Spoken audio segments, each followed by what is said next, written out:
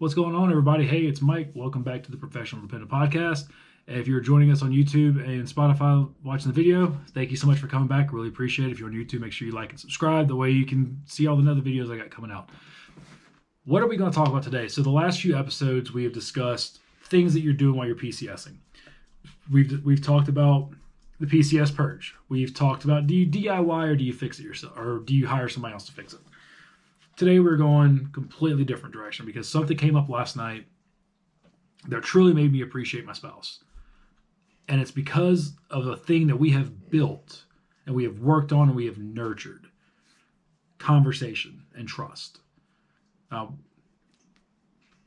am I bringing that up? Because if you can't have tough conversations with your spouse, the conversations that nobody actually wants to talk about, talking about finances, things that are bothering you, things your spouse does that bother you, things like that. If you can't have tough conversations, stuff that's going on with your kids, if you're happy in your marriage, stuff like that.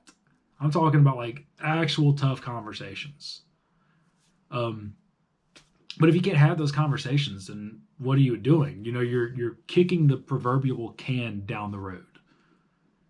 By not having the conversation, you're not doing yourself any favors.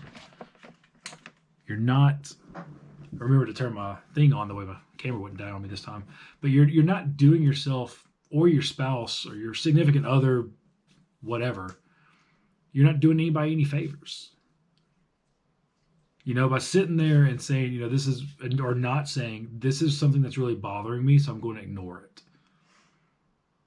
and hope that it goes away. It's not going to go away. If anything, whatever it is that the person's doing that you perceive to be is, bothering you, it's just going to get worse because you're always going to notice it and you're always going to fixate on it instead of, hey, I noticed this. Is this something that you're doing to, strictly just to make me mad, or do you not understand the way it makes me feel about it? Or even better, you can go at it saying, hey, this thing you're doing bothers me because of X, Y, Z, whatever letter you want to throw on there. Why is there a particular reason why you do this thing that you do? Those are conversations that are really difficult to start. They're even harder to actually have. One thing that my wife and I have built, and my wife and I we're coming up on 19 years of marriage. We've been together since 2001, late 2001, but still 2001, and we're coming up on 19 years of marriage. Now, with all that said, she's as far as the military stuff goes, she's only been in the military for 12 years, so we have a lot of time as a couple before the military ever came into the picture, but it's definitely made us get better at communicating because things change rapidly. Big things change rapidly. The whole PCS thing, we went from, well, just to give you an example, while we were stationed in Arkansas, we went from, okay, we've been here for about a year and a half. This is we're finally getting the hang of things. We're getting stuff figured out. To, what do you mean we have orders? What do you mean, like, not even just like, hey, get ready to move, here are your choices. What do you mean we have orders to Robbins and we're moving in 6 months? I guess on one hand, thankfully we had a big heads up that we were moving, but that's a giant change. And then on top of that, you throw in the Rona. We got orders, or we got told we were moving in December, and then in March the world shut down. And then it was, and if you're trading, and I don't understand it, I'm gonna work on that. Anyway, so if you're DoD connected and you have been for any length of time, you'll remember that in about May time frame, the DoD came out and said, look, nobody's PCSing. Nobody anywhere is PCSing. The Air Force told us, you're still PCSing. They had to get a 1-star general to sign the waiver.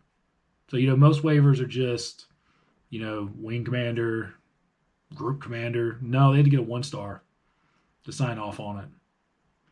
And they signed out. They're like, nope, she's moving. You know, general, whoever, sign this waiver so they can move. Pressed on. I'm not saying that to say like it's a, you know, we were super important and they needed my wife to move. That's just how determined they were to move us. And so it happened. But, you know, and then once we got here, we found out very short notice after about I think we had been here a year. Maybe just right at a year. That my wife was going to deploy. Short notice.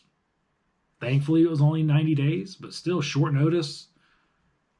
And then she wasn't back long before we found out she was leaving again. I don't even think she was back 6 months before we were like, oh, you're deploying again. Oh, matter of fact, she wasn't even back 6 months. I think she had made it home, and within 45 days, she was told she was deploying again for that same time frame. And let me tell you, if you can't talk to your spouse and have tough conversations, and even I'll take it a step further. If you can't have tough conversations with your kids, I mean, nobody's ever going to work through anything. And that can be tough. That can be really, really tough. Because then everybody's running around the house with resentment and anger or sadness, and nobody's talking about anything. There's just all this strife in the house, and nobody's having a conversation. And I'll tell you the whole reason why all this came up. All of this came up because, and I don't think my wife listens to the podcast, but if you do, babe, sorry. So last night, my wife was talking to me, and she was trying to figure out what to do fitness related moving forward. Because we're pretty close to, I mean, we're crunch time on getting out of here, man. I mean, we're supposed to be out of here, you know, June. It's almost April. It's not a lot of time. It's like 75 days roughly before we're supposed to be gone. And we've still got a lot of stuff to do. So she's trying to figure out what to do fitness wise. And the reason why I'm saying that is because my wife is very much a planner. She likes to have things on a calendar, scheduled out, ready to go. It's just the way she operates. And so she was trying to figure out, you know, do I do this, which is going to take up more time whenever we do it? Do I work out at home? Because we have a pretty nice garage gym set up. I love powerlifting, and I like to have all my stuff in my garage so I can just work out when I want to, how I want to, and listen to the music I want to, all that fun stuff. And she's like, well, do I work out in the garage? Because I do some programming. So she's like, I like the programs you write for me. Or do I do this other thing? Or do I do this other thing? And she was like, well, what do I do? And I looked at her, I said, look, babe, I'll tell you, I don't know what to tell you. And she kind of looked at me and said, I said, look, I'm not telling you this to be a jerk, but I'm telling you, I don't know what to tell you because I just want you to pick something and do it. And, you know, we started it, and that started a whole nother conversation. And, you know, if you have ever told your spouse, hey, why don't you go to the gym and work out? That can 100% sound like malicious intent. Hey, I don't like the way you look. Go to the gym. I need you to go work out because I'm not really digging this. Because that's usually what people, especially men, whenever men are trying to tell their wife to go to the gym, they're usually telling them that from a place of malicious intent. I'm not happy with the way you look. You need to change it. The thing about my wife and I, we have had these conversations, not this particular conversation, but we've had tough conversations for years. We never avoid the hard conversations. And we have developed a way over the years of talking to each other where we understand the other person is not coming to us from a place of malicious intent.